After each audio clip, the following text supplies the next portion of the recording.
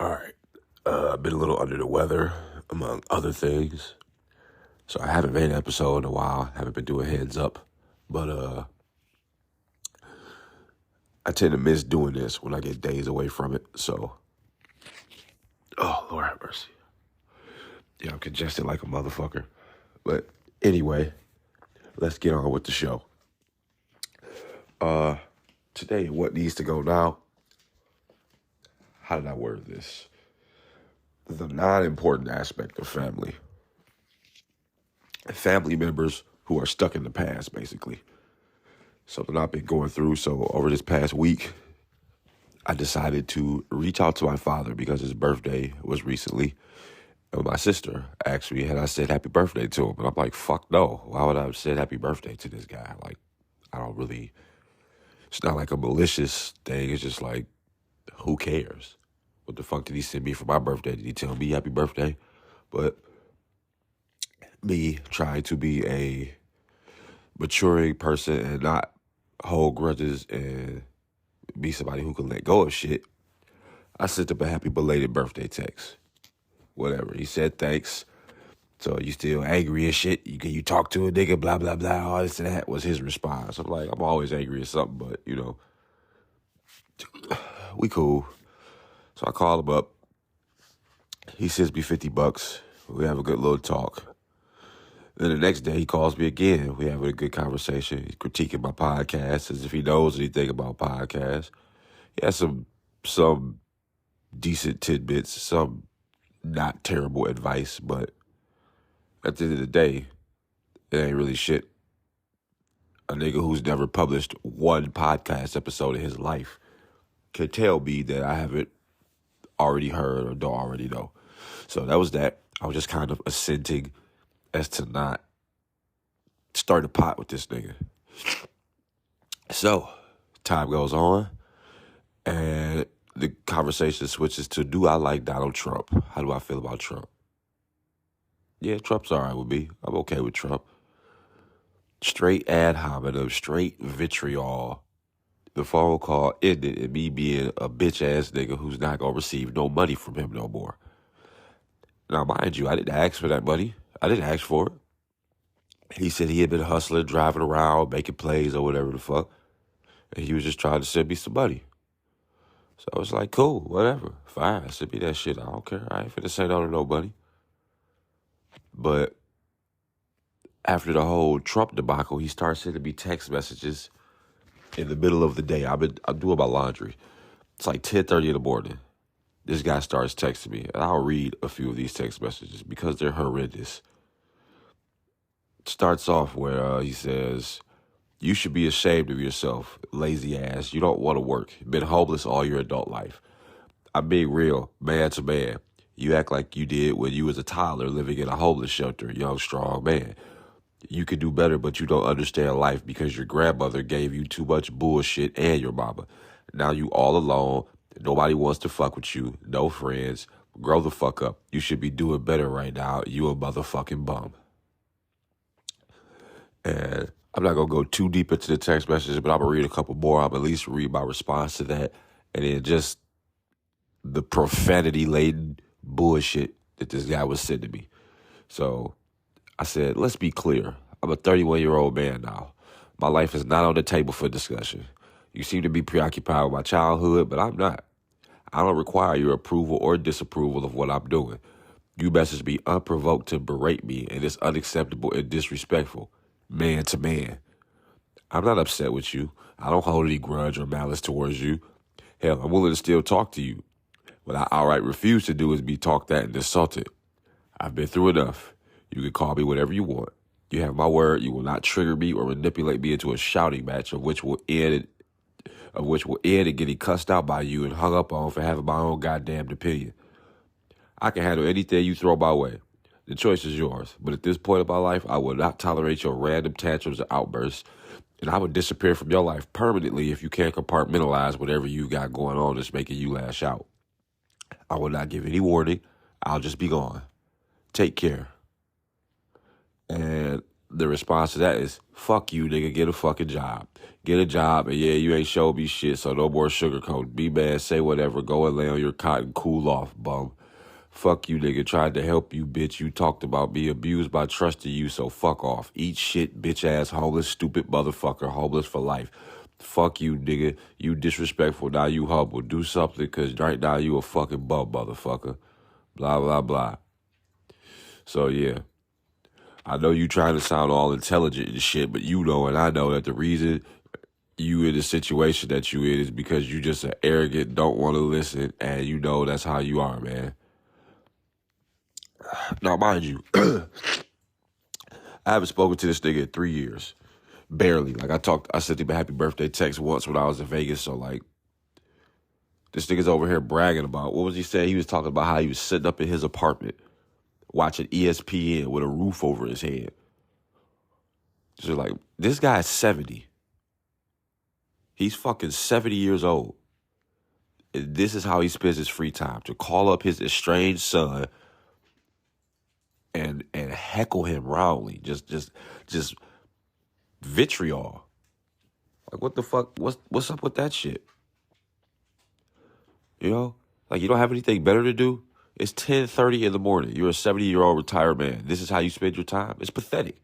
It's fucking sad. Telling me to grow up. Nigga, why don't you put the fucking bottle down, put the crack pipe down, and leave me alone? Nigga, why don't you go to the gym? Why don't you go eat some Viagra pills? Like, why are you talking to me if you ain't got nothing productive to say? If you just gonna harangue me and just lambast me, like, into the fucking sunset. Like, I don't care. I don't care what this man has to say. Now, to get to my points about the family, it's like this whole trying to be mom and dad shit that my parents is doing into my 30s, it's a wrap. Once you're in your 30s, you are going to be assumed to be responsible for handling all the trauma and shit in your life. Like, yeah, we all get it. Your parent wasn't there, your mom wasn't there, blah, blah, blah. Your uncle missed your soccer game, all that shit. We get that. We get it loud and clear. But at some point, it's up to you to move past that shit. You can't harp on that shit forever. So I wrote some shit down about this, just saying that one of the key points here is family should be permanent, but it's not. Like, your family could turn on you. You know, your family feels their own way about the things that happened to you, things you went through in your life, and you don't often have a lot of influence on how that's going to play out. You know, motherfuckers are going to feel how they feel. That's just that. But something I learned in my trials is that family ain't always related. You know, I've got a couple friends who I consider my brothers and my sisters, and, you know, these are motherfuckers I could call on and not be judged. I could just get some shit off my chest, and I don't need to be advised, or I don't need to be bullied, per se, because I didn't take the advice of somebody who isn't that, but, like, you know, like, at this point, I just got to figure shit out. And I'm not going to be subjugated to just this being stuck in the past. Like, y'all are stuck in the past. Yeah, I'm not exactly where I'm at right now. Mind you, my mom and dad had me in their late 30s. My mom was 37. My dad was like 40. It's like, y'all wasn't millionaires. The fuck? I had no house and shit. I grew up in an apartment when I was a kid. And it's like, now that y'all got all this shit now, y'all really mean and self-righteous about this shit. Like, you should have your shit together. Or you too smart, you too intelligent. It's like, bro, I just called you and asked if I had any mail. Why are you, like, talking about my life? My life is not on the table anymore. You know? Family ain't always related. People come and go unexpectedly. That includes family. You're going to have people that fuck with you today, and you're going to have people that cut your ass off tomorrow. For with or without reason. It's just a facet of life. You can't do shit about that. It's over with. You don't have to tolerate no unruly ass parents, especially when you an adult who's responsible for your own actions. And if they get mad at you, they can call the police on you. If you 18, 19, 20, 21, and you still living with your parents and some shit gets heated, they can call the police on you. And you could go to jail. Fuck a juvenile. You could go to jail. So you don't have to put up with that. You're an adult. And I feel like a lot of parents, boomers especially, don't understand the transition from like a minor son to an adult, or a minor child to a child of age, an adult, you know? Like, parents never actually have any real authority over you. They just know that, you just know as a kid that you need them to live. If they don't feed you, if they don't take you to school, you're fucked. You know that. Whether you understand it on that level or not, you get it to some degree. But like, once you become of age, you don't have to fucking listen to them. You never did, but now you actually don't. All they can do is say something and hope it happens. Same goes for you. You can never control your parents. But they feel like they look at you as an adult and they still see the you that they were putting in diapers or all this shit. I changed your diapers. I bottle fed you. I put you in your baby seat. Blah, blah. It's like, yeah, who gives a shit? Who cares? You did do all those things, but what's the relevance to right now regarding that shit? I mean, I appreciate it. Thank you. But you chose to do all that shit. You chose to have a baby. You chose to raise it. You chose to have a parent. So you don't get any sympathy points for that. Sorry. Like, yeah, you did those things, and I'm eternally grateful for it, because I wouldn't be where I am today had you not. But you don't get to use that to fucking, like, you don't get to use that to bully me or put me down, to denigrate me. You got to define the adult parental relationship. Like, I'm grown now. I'm 30, about to be 32. The fuck? I don't want to keep talking about my life with other adults, because it's just not productive. I don't get anything from that shit, but just feeling like shit afterwards. Your job is to mature into your own life. That, especially as a man, as a woman too, but I'm speaking as a man, it's your job to carve out your place in life. It's your job to set your own morals and values, how you see the world, develop your own paradigm. That's your responsibility. My error is I keep trying to prove something to these people. I want them to be proud of me, but they never will be, because just like their opportunity to parent me has gone, my opportunity to make them proud, that window has passed as well. They're never going to be proud of me. I could be a six-figure nigga by the end of the year, and they'll probably say some shit like, oh, well, if you listened to me, you'd have been a millionaire. And it's like, well, who cares? How many six-figure years have you had in your life at double my age? Huh? What? Right. So who cares what you think?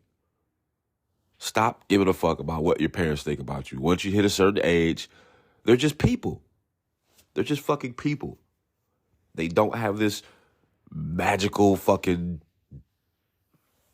authority over you. Like, you should respect your parents. I'm not saying disrespect them. I'm not saying be an unruly asshole. But all this whole fucking trying to explain shit, trying to get them to see shit your way, that's my mistake. Fuck them. Fuck talking to them about that shit, because it's useless. The way they came up and the way we came up is not the same. That old do as I say, not as I do shit, That shit don't fly in 2024. Especially as an adult who, like, I got to understand the life. I understand how this shit work. I know where the fuck I'm doing. I know where I'm going. You know, I don't give a fuck what you think about the decisions I made. You ain't asking me no questions. You ain't diving deeper into shit. Your ass just sitting on the sidelines. You the type of motherfucker that say some shit like, oh, Pete Carroll's a fucking idiot, but you ain't ever coached a play of actual football in your life. You've never had to call a play. You've never had to coach players. You've never had to manage a team. Yet you know enough to hurl criticism at a professional motherfucker who came up short. Fuck you. And my final point on this shit is to let go of the past, man. Everybody grew up rough or in some type of, everybody has some type of struggle in their upbringing. Even if whether you grew up wealthy, whether you grew up poor, if you grew up gay, whatever the fuck. Like, somebody had a struggle, man. So from that perspective, like, what's so special about the fact that you didn't have shit easy as a kid? That's part of your duty into life is to overcome that adversity. It's not my duty to spend my adult years trying to compensate for my teenage years when I was a fucking asshole. I was a hellion. I was ruthless. And I feel terrible about it. But in the same token, there's nothing I can do about it but make tomorrow be a better person. And that's the extent. That's all I can do. If you can't accept that tomorrow me is better than the me of yesterday, then that's your problem. That's your problem. And I'm not going to concern myself with it at all. Because when you're elderly and you're fading, I'm going to remember how you treated me. I'm not going to completely rule out the fact that I might come to your care or whatever, but I'm going to be a little petty about it. Because I'm going to be busy with my family. My kids are going to like me, or my stepchildren are going to like me. They're going to love me, and they're going to be there for me. And they're not going to have to prove themselves. They're going to be able to live their lives, and they're going to be able to go through the trials and tribulations and learn from their mistakes. They're going to be able to do all that. I'm not going to be texting my kids at 10:30 in the morning, telling them to eat shit and calling them homeless bums and bragging about watching ESPN in the roof over their head. Basic average adult human responsibilities. I'm not going to do that shit to them because it's not cool. It's not fair. It's not right. And what's the point? What's the fucking point? Is that going to make them feel better? Is that going to help them in any way? Or am I just putting off on them what I couldn't, am I just projecting my own guilt because I'm a fucking failure onto them? Don't be that person. Grow up, live your life, learn to become independent, respect your parents, but don't talk to them too much about the struggles in your life because you're going to communicate some type of underlying need or like you're trying to ask for something. And it's just an unhealthy relationship to have as an adult, like where you still need your parents kind of. I ain't saying don't live with them, but don't stay. But make sure the overlay for the underplay for all that is to carve out your own independence. That's always key. Carve out your independence and take care of yourself as an adult. And don't let toxic parents or this boomer parent mentality knock you off your square because it could. It could. And it's happened to me. But that's why I'm at the point where it's like I'm done talking. I'm done giving a shit what they think. It's a wrap. I'm a grown-ass man. I don't need your approval for shit. I don't care what you think about my life decisions. I did what I did. I am who I am, and that's that. Fuck all with that bullshit. Let's get to the show.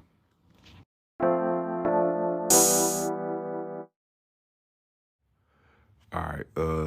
Next up, courtesy of the Western Journal. House Democrat proposes $14 trillion reparations plan for Black Americans. More of this reparations shit, thinking money gonna solve the problem that Black people have in this country. So, real quick, let's just sidebar from this. We're gonna do some math. We're gonna do a math game. So, let's just see how many Black people are in America. How many Black people? I'm searching this right now off my phone. In America. 41.6 million as of 2020. And that's since like 2010, that's like a very, very, very slight increase. It might have been like 39 million. based on this graph I'm looking at in 2010. So it's on a very, very thin gradual increase.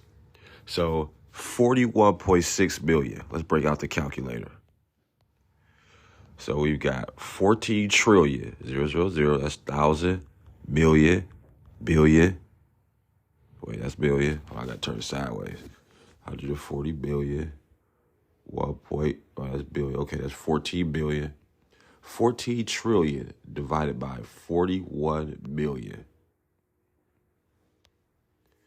So that would be, if every black person in this country, according to that number from the U.S. Census, was to split up $14 trillion, that would be 341,463 cents per person. So almost a little over 300 grand, 340 grand a person at $14 trillion. Now, before I get into this article, just think as a black person, like, you know, who knows how other black people, you know the culture, you know how we are. What the fuck would you do with that much money? How long would it last you? Would you actually feel any kind of, like, how would you feel about this money that just fell in your lap? And then what are you going to do when it's gone? Are you going to say that we deserve more reparations? We should just get like an endless reparation, fucking just keep getting reparations in perpetuity? Is that what you're suggesting? Because if you are, I would say you're full of shit. Completely full of shit. Like, I'm not saying, put it like this. I'm against the reparations. I'm against them because let's get the definition of reparation real quick. Let's figure out exactly what the hell a reparation is. Let's ask Google. What is the definition of reparation? Here's the definition of reparation. The making of amends for a wrong one has done, by paying money to or otherwise helping those who have been wronged. Okay, there's the first definition. The second one says the action of repairing something. So that first definition that you heard is an updated definition. The making of amends for a wrong one has done by paying money or otherwise helping those who have been wronged. But does that really fix anything? Like, does it really fix anything? Like, throwing money at it? I don't know. Maybe it would for some people. I'm sure every black person would squander the 341,000. But I can guarantee in the first week you'd have the number of niggas walking around with gold teeth and oversized chains would fucking quadruple. Like, you'd see niggas in elementary schools walking around with gold teeth, Jordans, and Glock 18 pistols. All right, let's get to the article. There's a reason it's against the law to give credit cards to children.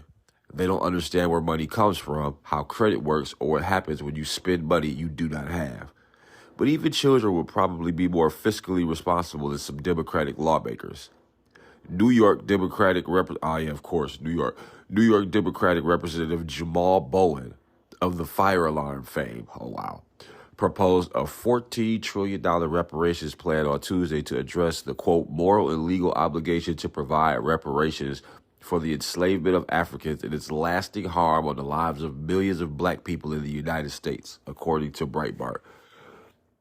The progressive congressman argued that the federal government has a moral and legal obligation to provide restitution for slavery, reparations, and, quote, banking, consumer, housing, health, education, and employment discrimination.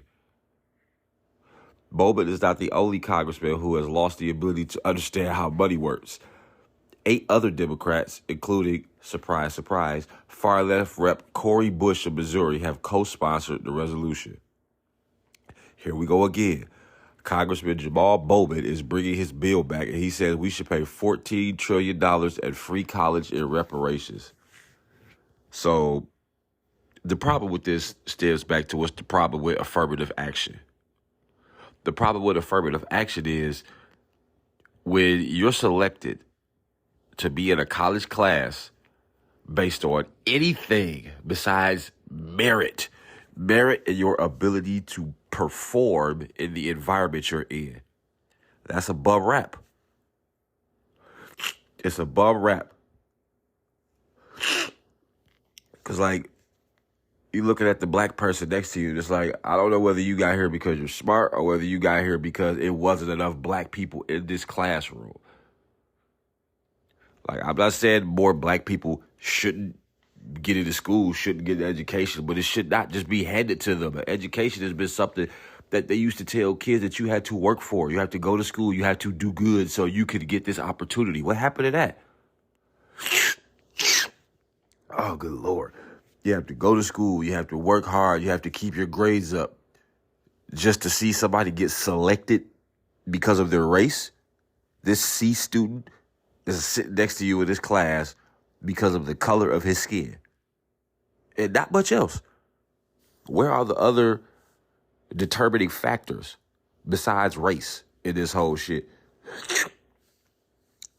How does money fix slavery? Like, the people who needed that money are dead now, most likely.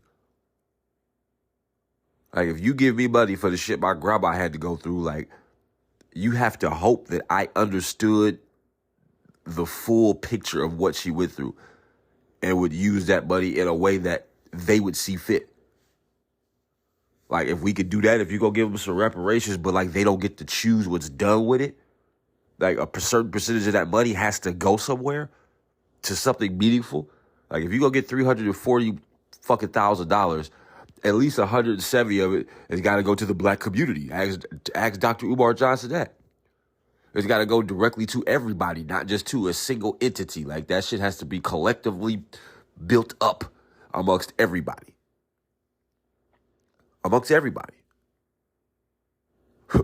Why does it just get to go to some people or whatever? Just, you know, it should go back to the black community, wherever that is. I still think it's a small town on the border of Alabama. That's still what I think about it. Because, you know, it's black people everywhere. If you have a community of white people, 100 white people, and it's 10 blacks, is that not a black community? Is the community, is the area in which the 10 blacks inhabit not the black community? Like, the black community is too broad of a description when you talk about distributing tens of trillions of dollars, okay? Continue. Here's a man who broke the law, lied about it, then somewhat admitted it and was able to escape the consequences of his actions. So why not? And they're talking about the dude who pulled the fire alarm in the Congress Hall. Like, I remember hearing about it, but it was just kind of a silly thing, and I ended up hearing he lost his seat or what. Something. I'm not completely. My memory on that shit is fuzzy, I must admit, but I do remember hearing about it. I just thought it was rather silly. Didn't pay that much attention to it because Democrats do silly shit like this all the time. Bowman had an interesting idea of where the money was going to come from. Ooh, let's hear this. When COVID was destroying us, we invested in the American people in a way that kept the economy afloat. The government can invest the same way in reparations without raising taxes on anyone. Okay, that doesn't say anything. That doesn't say anything. When COVID was destroying us, we invested in the American people in a way that kept the economy afloat. Yeah, they gave everybody fucking $1,400 stimulus hits and got a shit ton of unemployment for who knows how long. Yeah, we did that. But that just doesn't answer the question. The government can invest in the same way without raising taxes on anyone? How? How? Explain that. Like, you gloss it over the real answer to the question with rhetoric. To bolster his argument, Bowman highlighted the U.S. Bureau of Labor Statistics figures analyzed by the nonpartisan group USA Facts, which show that the federal government dramatically increased spending in 2020 to respond to the COVID-19 crisis. While federal revenue amounted to $3.6 trillion that year, expenditures soared to $6.6 trillion, resulting in a $3 trillion budget deficit. Yeah, so now they're trying to compare COVID to inequality amongst blacks. There might be some inequality amongst blacks. I'm sure there is. But it is not like a pandemic. Like, the United States wasn't the only place that felt this. This was a worldwide shock. Iceland, fucking Australia, Russia, India, Europe, Brazil, Peru, everybody everywhere felt this shit. Everybody everywhere does not feel the inequality of black people in America. So you're not even comparing apples to oranges, yo. That's just comparing wood to steel. Like, the fuck? Come on, now. Bowman argued that if trillions could flow to pandemic relief programs, comparable resources could be directed to reparations. Yeah, but you said the expenditure was $6.6 trillion, and according to the headline, you said $14 trillion. So that's over double. That's over double what was spent in COVID-19 aid. So how are you going to make that happen? Where's the math on that? If the government could go $3 trillion over their budget to help save everybody, regardless of their race, due to a pandemic, then they could do it for black people whose ancestors were enslaved, not the actual black people who exist now.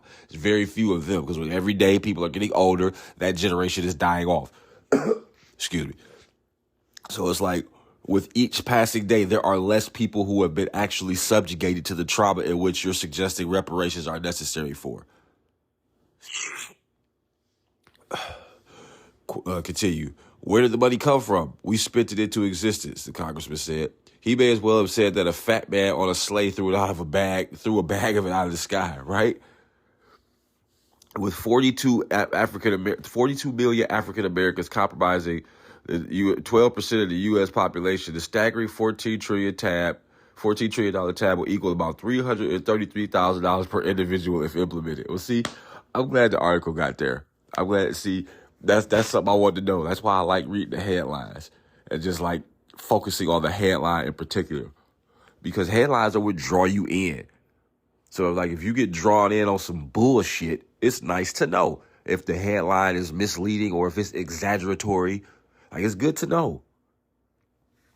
I said 41 million. They said 42. 340,000, 333,000. And then what? You're going to tax some of that shit. That shit's going to be taxed. Federal, state, Medicare, Social Security, all that. You're going to get taxed on that shit. There's no way you're not going to get taxed on it. So now you're looking at really like 200 grand. Probably like 220 grand, something like that. Bowman suggested staggered payments would make it easier on those of us who would be footing the bill.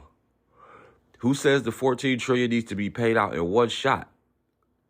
I mean, that's what we try to figure out. Nobody said it. We try to figure out how to make this asinine-ass shit you talking about plausible. It might be possible for it to be paid out over 5, 10, or 20 years. You could take that $330,000 and break it up into monthly checks over X amount of time.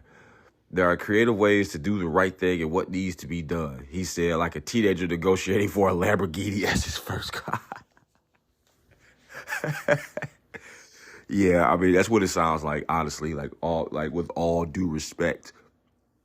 There are creative ways to do the right thing and what needs to be done. This is the same kind of rhetoric Charlemagne the guy talked about on Bill Maher. He said, like, when the debt is old, period. Like, when a debt is old, period. Okay, so what about when a debt is not old? When the debt is not old, comma. Like, the fuck? These old rhetoric loops of just saying shit and knowing that people are not going to parse the words and be like, so what do you mean when a debt is old? The debt is like, okay, so you mean like a debt is old, like if you take out student loans, like that's debt? Like if you take out a loan on the equity of your house or some shit, like when a debt is owed, if you get a lien on your car, that's a debt. Said, oh, the people who existed before us did my people who existed before us wrong. So now you owe the future people because of what the past people did. So are you going to ask the present white day people, like, if you was alive back then, would you have stopped that? If the answer is no, you owe us money. What if the white people of today, like these brainwashed white liberals, like what if they don't, who actually believe that like they are a part of that shit somehow? Like, what if they would have stopped it if they was there? You know, what if they were alive in that period of time, if they would have spoken out against it? And they probably would have got the shit beat out of them, honestly. That shit wouldn't have flew. Slavery was a facet of life worldwide for thousands of years, and nobody batted an eye about it. It's just how it was. And if you're going to stand up for reparations here, I think you should stand up for reparations everywhere else, because you got to be across the board. You don't want to be no hypocrite. You don't want other people to miss out on their shit, or you just out for black people. You don't care about other people's mistreatment. The only reason our mistreatment is bad is because we're black, right? Fuck out of here. What else we got here? Where am I at? Yeah, been going on for a little minute. Let's see. And let me see, what were we saying? Lamborghini. Some states have also started with their own early initiatives into reparations. In December, New York Democratic Governor Kathy Hochul signed a bill to form a committee to look into reparations. And last January, San Francisco's reparation committee came up with a reparations proposal of $5 million apiece to its residents right before the committee was defunded for lack of funds. I remember I covered that. Surely they'll issue IOUs. Funny. With inflation hitting Americans' wallets hard, you would expect members of Congress to take that into account before signing exorbitant spending bills for trillions of dollars that would likely bankrupt the country. But don't worry, Bowman did take inflation into account. He adjusted his initial sum of $14 trillion to $16 trillion to take into account the inflation that will occur between now and the time it's passed. According to Bowman, like investing in childcare, Americans should consider reparations an investment that will, quote, yield $100 trillion on the back end.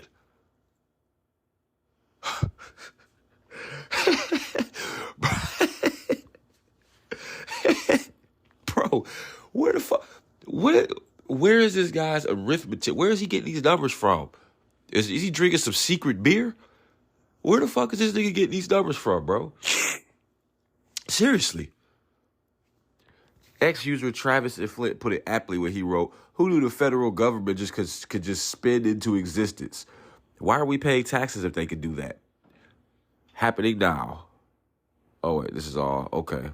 Thankfully, there is no sponsor for the bill in the Senate, so for now, it has no chance of advancing, even if it passes the House. Blah, blah, blah. But what can you expect from a congressman who thinks pulling a fire alarm like a schoolboy will stop a vote from happening? Exactly this. This motherfucker said a $14 trillion investment, which is actually a $16 trillion investment to account for the inflation over the 5, 10 to 20-year payouts he recommended that would get that shit done. It's going to pay off $100 trillion on the back end. Right. Good luck with that. Good luck with that. Jamal Bowman's a fucking idiot. He's fucking stupid. I pray for that guy because he must have quit taking his fucking crazy pills to get up and say this shit in front of other human beings with ears and working sensory faculties. Yeah, this nigga blowed. Whatever. I'm going to try to get the number to his crack dealer, and when I can, I'll put it on the podcast so y'all can stop smoking this garden variety shit. If you go smoke crack, you might as well smoke high-quality crack like he's smoking.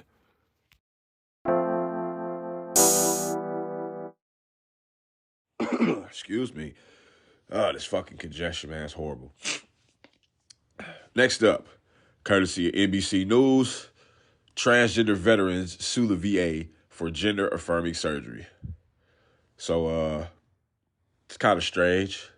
You're going to sue the Veterans Administration to be able to butcher and mutilate people. You know, that's what this gender-affirming surgery is. Like, when you hear gender-affirming surgery, that's what they're talking about. Talking about cutting people's breasts off, whatever kind of plasty it is, where you end up with a dick that's not real, that doesn't function, that can't fuck. You got a fuckless dick. Like, how useless is that? But I digress. I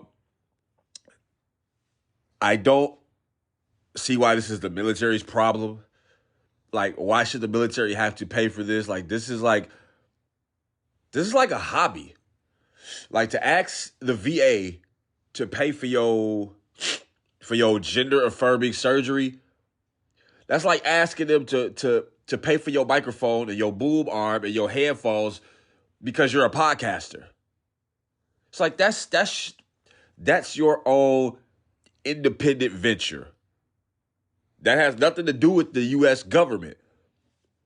Your gender identity, like, this is all just a part of the scheme to keep this shit going. It's a lengthy article, so let's get to it.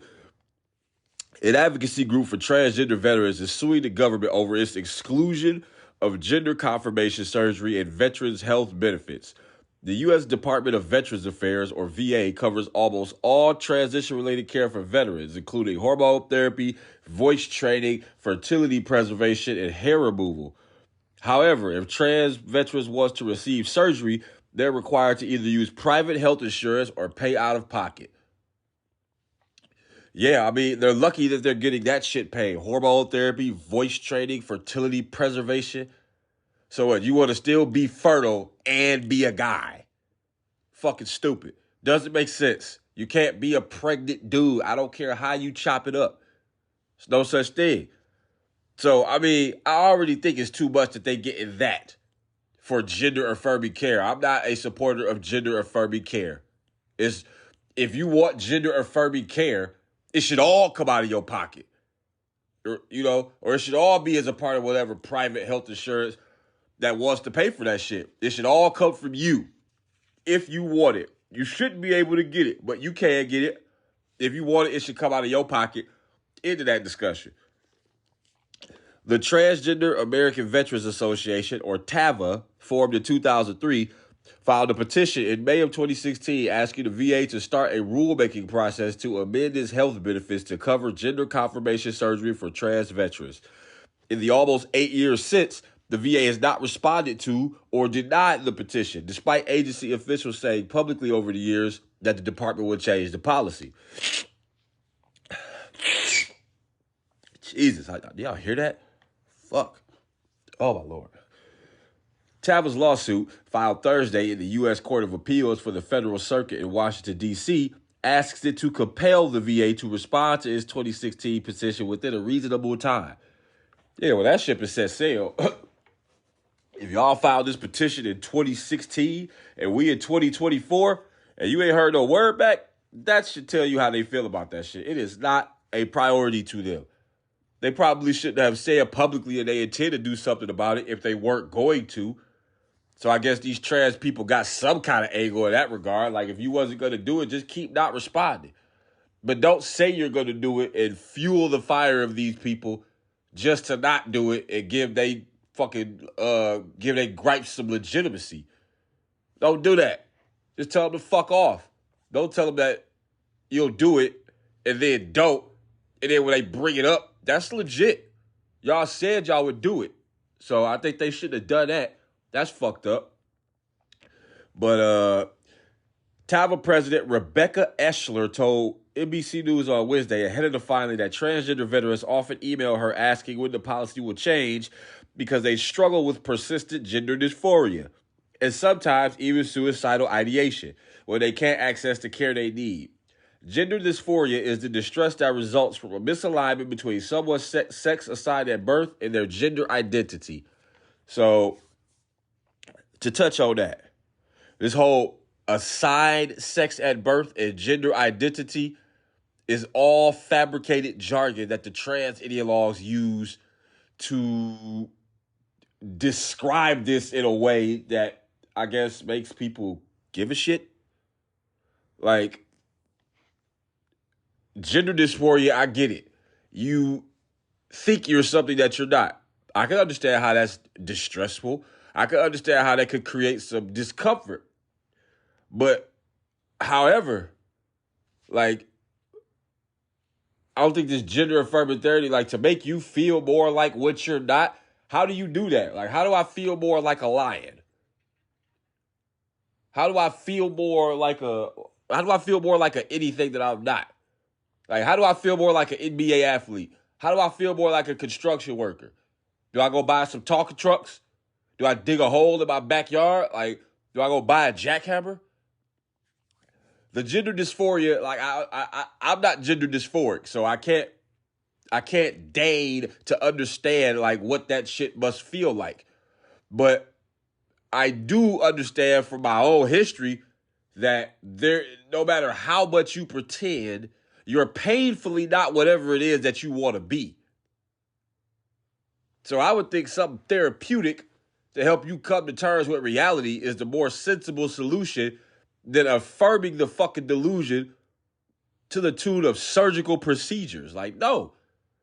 If you want to butcher and mutilate yourself, the government shouldn't pay for it. That's our tax dollars, your tax dollars. That's tax dollars going to waste. And this whole suicidal ideation, emotional blackmail. If you're going to kill yourself, then what the fuck are you talking to us about it for? I've had friends kill themselves. I've had my friends talk me out of killing myself. It sounds good on paper till you actually have to fucking do it. When you actually are responsible for your own death, that's when shit gets real. That's when you figure out whether a motherfucker is talking the talk or walking the walk. And these trans people do commit suicide at alarming rates, but that's not our fault. It's not our fault. You can't say it's my fault that you killed yourself because I won't call an obvious man a woman. Sorry. We all got things about the world that we don't like ourselves, about other things that we got to come to terms with. There's no blood on my hands if you kill yourself because I don't affirm your gender. The most I'm willing to do is call you he, she. I'm not with the they, them shit. I'll call a she a he, and I'll call a she a he a she. I'll mix those two up because we can still have a frame of reference with that. We're not creating anything else. And the standard definition for he and she still remain. So it's like I'm willing to concede that to dampen this conversation a little bit. But all this whole, are you going to kill yourself? If you don't, well, do it. Do it. I don't give a shit. I don't give a shit. That hurts you. Doesn't hurt me. I don't want you to kill yourself. But if you're going to do it and you're committed to it, I can't stop you. So I don't care. Sorry. I just don't care. It's not a malicious, angry, I don't care. It's just I'm not going to worry about something I have no control over. You saying it's because I don't affirm your gender or whatever doesn't make it so. Continue. Enough is enough, she said. How can I stand here and keep saying, just be patient and not do anything when these veterans are reaching out because they're at death's door? They can't handle it anymore. This is about building this trust back with the VA.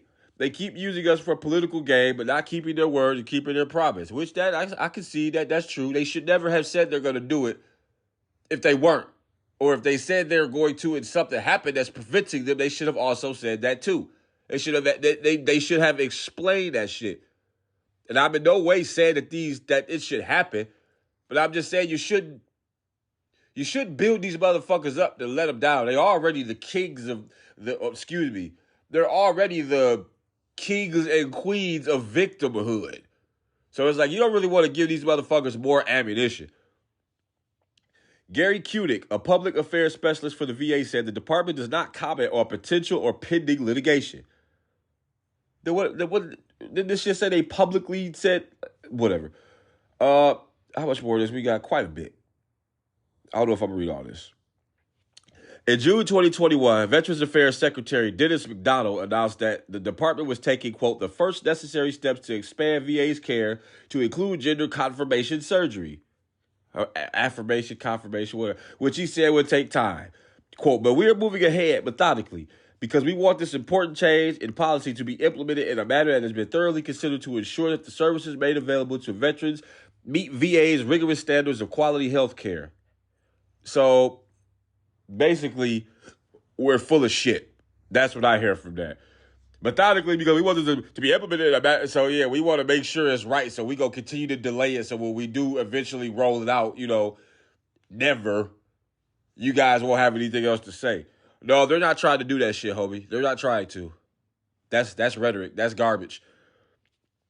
However, more than 2 years later, Eschler said TAVA hasn't received any updates on a policy change or respond to his 2016 petition, which makes it difficult for the group to move the process forward without a lawsuit. In the meantime, Natalie Kastner, a veteran who served as an Army combat engineer, says she, by she we mean a she, has started to lose hope that the policy will ever change. They have a picture of this Natalie Kastner, who is a veteran, and it's a guy wearing lipstick with like purple and green hair. Doesn't look passable at all. I would never mistakenly call you a she. It's just not there. It's just not there. Maybe if you a decent person, you respectful, I could get on board with the she part. But all those shit, no. Like, stop beating the dead horse. Just accept that whatever you've achieved now is the most you're going to get. Or get out there and hustle and buy that shit yourself. Pay for it yourself. Shortly after she started hormone therapy about 1.5 years ago, she told her doctor that she wanted to have an orchiectomy, or surgical removal of the testicles for a variety of reasons.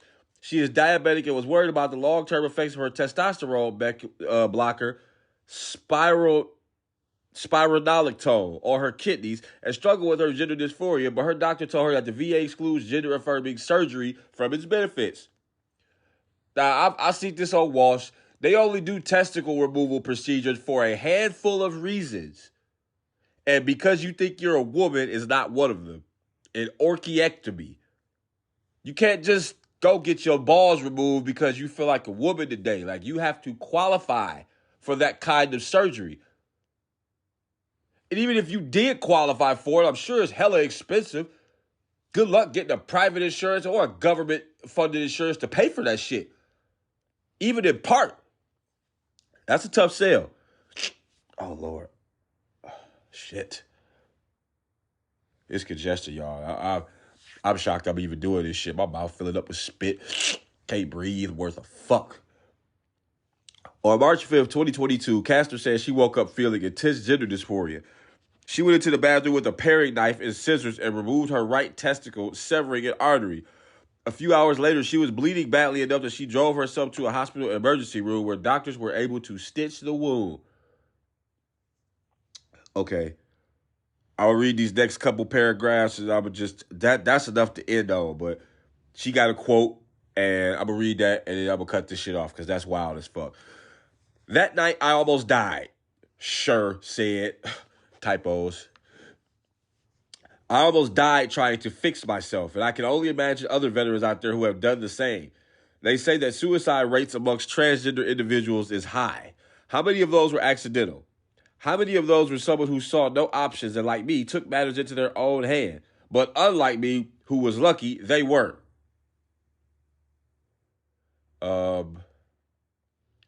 I honestly don't know how to respond to that question. It's like, when I hear someone say that, I actually begin to feel sorry for you.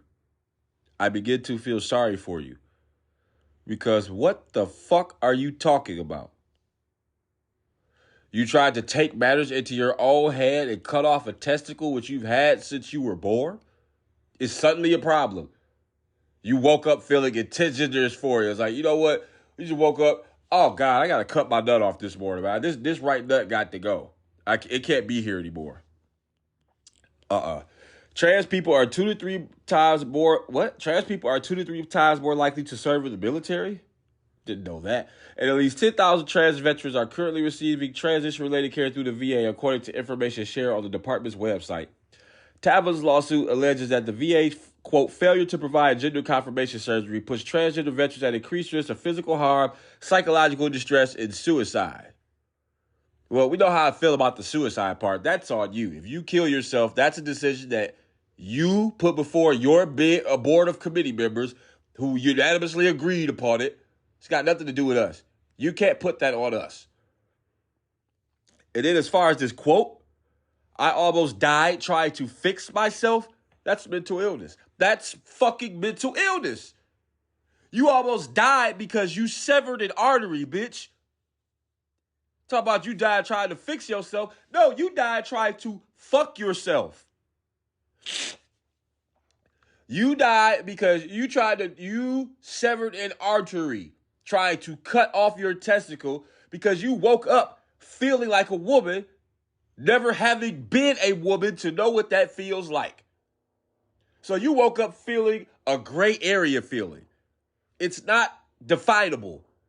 You said you felt like a woman, but how the fuck can I verify that? I can't. They say that suicide rates amongst transgender individuals is high. How many of those were accidental? There's no such thing as an accidental suicide. Suicide implies one takes their own life. If you do something accidentally that causes you to die, that kind of removes the voluntary aspect of it. So it's not accidental suicide, it's death. And how many of those were someone who saw no options and, like me, took matters into their own hands? It seems like you were trying to kill yourself. If you sever an artery, your heart's going to pump that blood right the fuck out of you. Your heart has no accommodation for shit like that. It's not going to be like, oh, that artery's severed, I better stop. No, it's going to be like, hey, I'm just doing what I'm supposed to do. I'm pumping this blood, it's going where it's going, that's that. You tried to kill yourself. From like a legal, medical standpoint, and that's mental illness. You guys are fucking sick. I don't think these surgeries should even be performed. But if they're going to be, if these doctors are going to be allowed to butcher and surgically mutilate these people, it should definitely I don't want to pay for it. It should definitely come out of your fucking pocket. And if it can't come out of your fucking pocket, go ahead and cut your nut off. Hey, it's not that I don't care about the fact that you harming yourself, but what the fuck can I do to prevent shit like this as a regular person? What can I do? It's all you, bro. Get that shit together, man. Like, you taking matters into your own hands is one hell of a euphemism for trying to cut your nut off and almost dying. That's fucking stupid. All right, let's wrap this up. I feel like shit. Courtesy of LGBTQ Nation, NYC Marathon refuses to give devastated first non-binary winner their prize money. So, first of all, good. Second of all, I'm looking at a picture of this person, and from what I see, it looks like a guy. It's a dude. He's got like this part down the middle, hair coming down the side, like he's holding his medal and shit. He's a dude. So what's this non-binary shit? Like, excuse me. Like, what the fuck are you talking about? Like, normally when you hear this non-binary shit, it's generally a woman. It's generally a woman who is confused and is, saying she's not a she. She's not a he, but she's not a she either. That's usually how you hear this shit. So when you see a dude, especially a dude that's not dressing up or any kind of shit like that, he looks like a fucking normal guy, like an average guy that you would bump into any fucking where, on the bus, at the library, in a McDonald's, like wherever.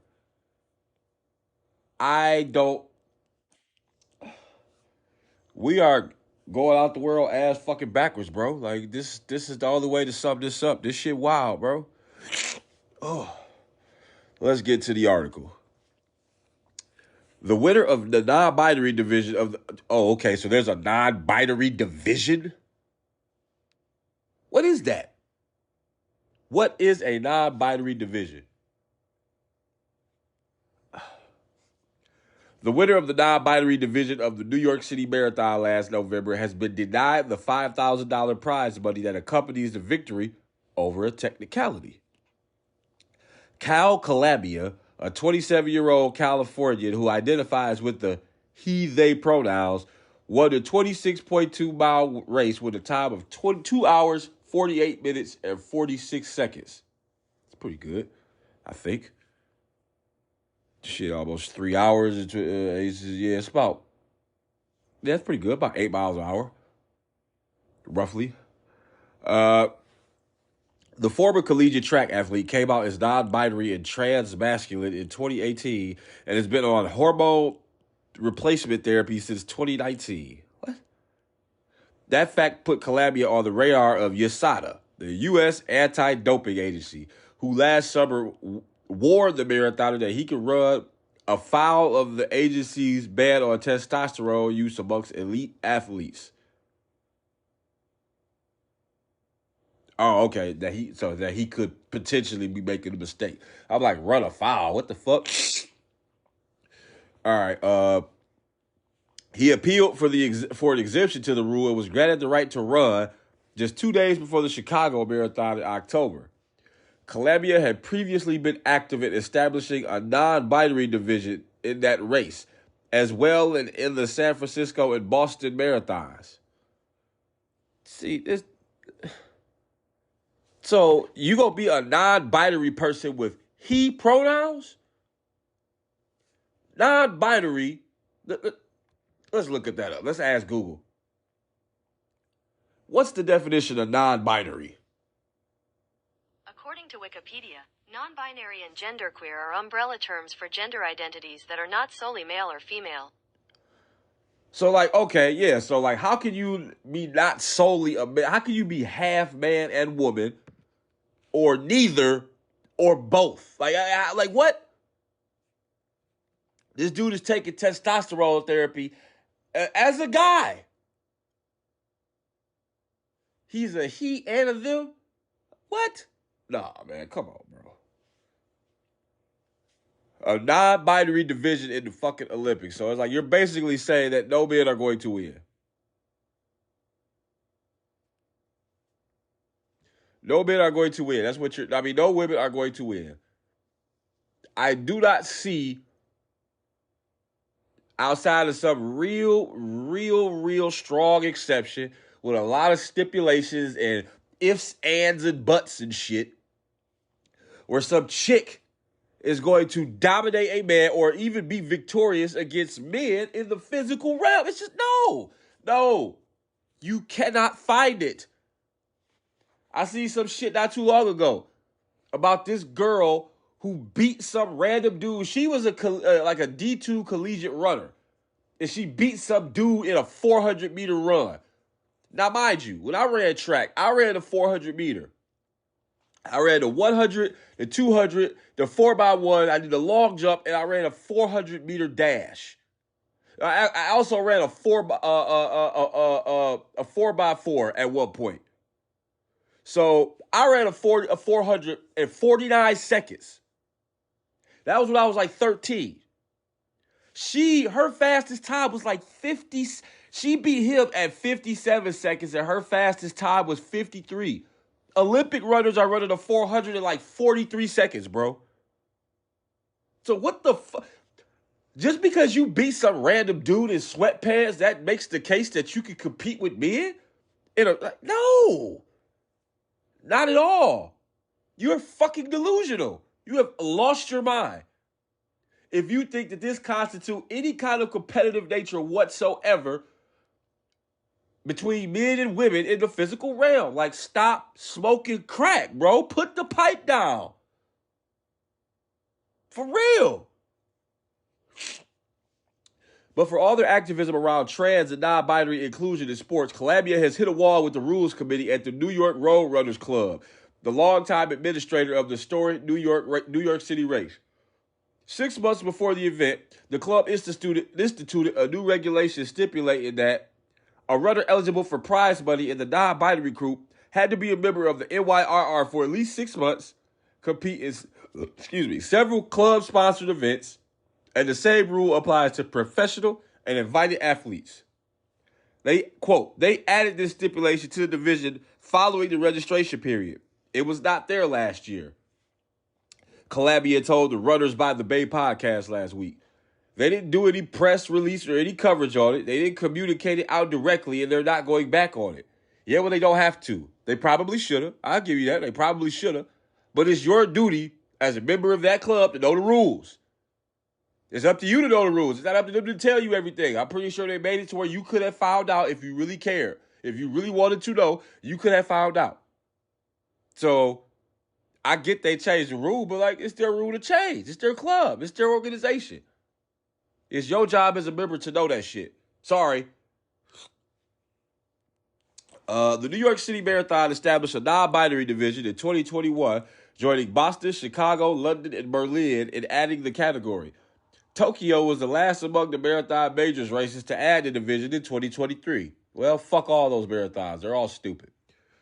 New York added cash prizes for the top 5 finishers in the group in 2022, the first marathon major to do so.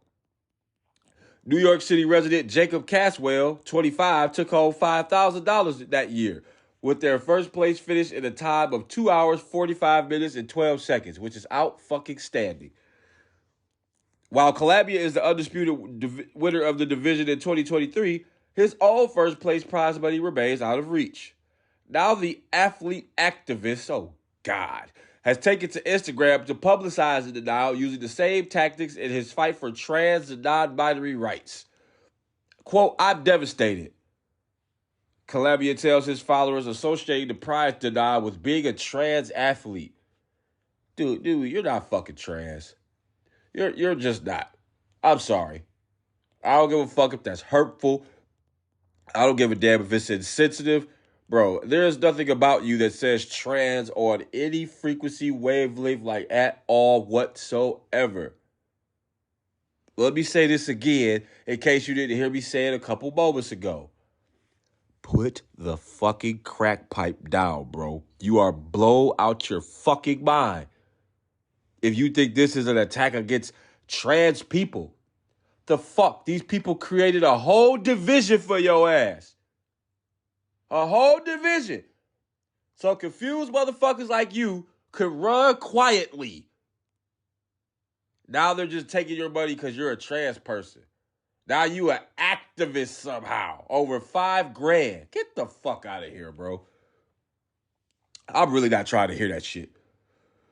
Calabria used the same language last year, describing the threat of being banned from running by the USADA over a banned substance as devastating as well. Thank you. That's the end of the article. I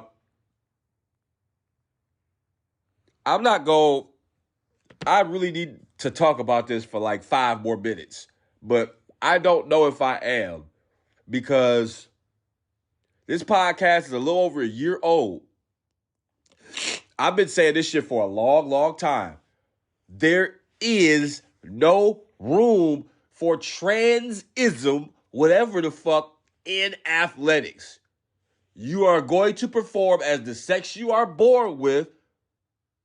Amongst those people, I mean, if you born a male, you're going to compete against men. If you're born female, you're going to compete against female. There is no logical room in athletics for this third option gray area bullshit. Especially when all a nigga gotta do is just be like, wake up one day, but hey, goddammit, I'm a woman. I think it was, what's his name? John Zerka. I see him make a joke about this shit. He was on like Fresh and Fit or something. He was like, you know what I do? I don't know where he was. He might not have been Fresh and Fit, but he was on the podcast. He said, you know what I do? If I'm about to get into a fight with somebody, like right before the shit pop off, I just say I identify as a woman. And now they can't hit me. And it's like, that's supposed to be funny, but it's damn near fucking true. It's damn near true. This shit is stupid. This is a guy talking about he's non-binary and he's devastated. This is a guy taking testosterone. This is a guy who doesn't even identify as a woman. He identifies as half man and half pick'em. Fuck all somewhere, bro. You a fucking disgrace. You a lunatic. I don't, what the hell? Like, I guess this is fucking me up so much because when I hear non-binary, I'm used to seeing these crazy-ass, green-haired, orange-haired women walking around talking about, don't you dare call me a woman. Now you've got a guy who's saying he's a man, but saying he's also something else and devastated because he didn't get $5,000. Because they changed the rules and didn't tell you about it. Bro, your ass ushered in a non-binary division in sports. That's worth $5,000 to me. Shut the fuck up. You sound like a whole bitch even though you don't identify as one. For real. Grow up. This shit needs to stop. The whole athletics conversation, they just need to institute a universal ban on trans athletes if you're not going to compete against your biological sex. You can play in sports as a trans woman, which just for understanding purposes, a man who identifies as a woman. If you want to do that, you got to compete against men. If you don't want to do that, sit down and shut up. Who cares? Who fucking cares? You think I care? I don't. This shit is just mind-numbingly stupid to sit here and discuss a man who identifies as a they. A fucking they. Get the fuck off my podcast, bro, for real. That's the show, y'all. Thanks for listening. I hope to get back soon, but I had to force myself through this one. I'm a little sick, but as soon as I get myself back together, we back and rolling, man. Until next time, I'll holler at y'all. Appreciate it.